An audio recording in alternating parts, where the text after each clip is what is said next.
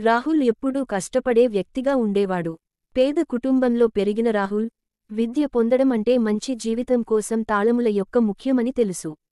అతను సురక్షితమైన చదువులను అభ్యసించి, ఉత్తమ మార్కులు సాధించి, చివరగా ఒక ప్రఖ్యాత విశ్వవిద్యాలయంలోకి స్కాలర్షిప్ పొందాడు. గ్రాడ్యుయేట్ అయిన తర్వాత, రాహుల్ అగ్రస్థాయి సంస్థలో బాగా వేతనమాడే ఉద్యోగం పొందాడు. అతను కలలు కనిన జీవితం నడుగుతోంది అనిపించిందా? అయితే, రాహుల్ యొక్క విజయం ఎక్కువ కాలం ఉండలేదు. అతను త్వరలో తన ఆర్థిక పరిస్థితిని సవాలుగా ఎదుర్కొంటున్నాడు. అతను పనిచేసే కంపెనీ తగ్గింపులు జరిపింది, మరియు రాహుల్ ఉద్యోగానికి తప్పించబడాడు.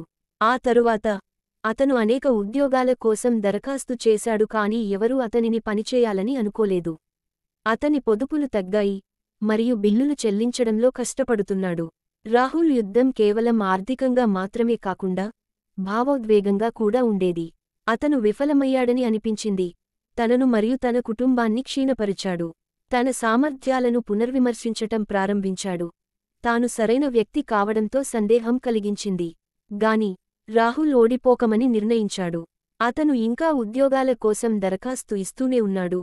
తన నైపుణ్యాలను మెరుగుపర్చుకుని, పరిశ్రమలో ప్రజలతో నెట్వర్కింగ్ చేస్తున్నారు.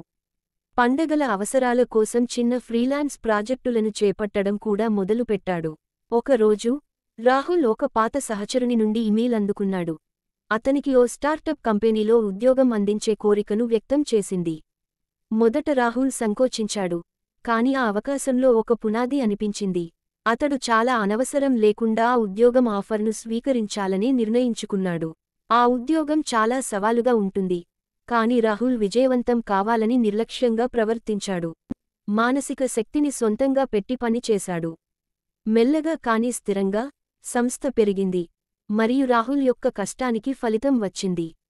రాహుల్ యొక్క కథ, కష్టాలలో ఇరుకవుల శక్తిని నిరూపిస్తుంది. ఆర్థిక కష్టాలను ఎదుర్కొంటూ మరియు తన సామర్థ్యాలను సందేహించుకుంది అయినప్పటికీ, రాహుల్ ఓడిపోకమని నిర్ణయించాడు. అతనికి విశ్వాసం కలిగి ఉండటం మరియు పని చేయడం కొనసాగించాడు. చివరగా, రాహుల్ యొక్క నిబద్ధత మెరుగైంది. అతనికి విజయాన్నింటిని మాత్రమే కాదు, భావోద్వేగంగానూ సంతోషాన్ని పొందాడు. అతని కథ, కష్టాలు జీవితంలో భాగంగా ఉంటాయని, కాని వాటికి ఎలా స్పందించాలో అది మాకు నిర్వచించవచ్చు అని ఉద్దేశిస్తుంది. రాహుల్ యొక్క ప్రయాణం, పట్టుదల, కృషి, మరియు స్వయంక్షి బట్టి ఉండటాన్ని ఎలా ప్రాముఖ్యతను నిరూపించే అన్ని విషయాలను నేర్పిస్తుంది. విజయం అనేది గమ్యం కాదు, ప్రతి కష్టమూ తెలుసుకోవటానికి మరియు ఎదగటానికి ఒక అవకాశమని తిరిగి గుర్తు చేస్తుంది.